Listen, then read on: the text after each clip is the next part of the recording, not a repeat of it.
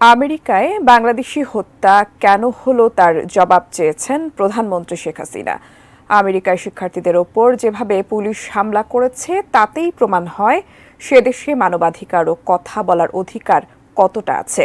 এমন মন্তব্য করে প্রধানমন্ত্রী শেখ হাসিনা বলেছেন, নিজের দেশে মানবাধিকার লঙ্ঘন করে অন্য দেশকে সবক দেয়া সাজে না।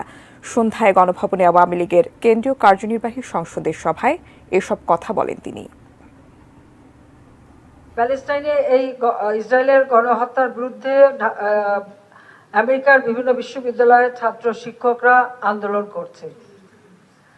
এখানে আন্দোলন করাকালীন সময়ে একজন মহিলা প্রফেসর, সে বলছে আমি প্রফেসর ইউনিভার্সিটির, পুলিশ তাকে যেভাবে দাপড় দিয়ে ধরে, হাত ধরে পিঠ মোড়া দিয়ে মাটিতে ফেলে, হাঁটু দিয়ে তার উপর চেপে তাকে যেভাবে অ্যারেস্ট করেছে, এবং সেখানে ছাত্র শিক্ষক, তাদের হাতে লাঠিও ছিল না, আগুনও ছিল না, তারা কিন্তু পুলিশের বিরুদ্ধে মারমুখীও ছিল না।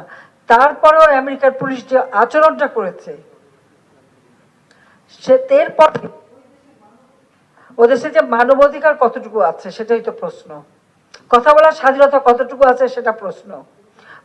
অন্যায়ের প্রতিবাদ করার অধিকার কতটুকু আছে সেটাই আমাদের প্রশ্ন।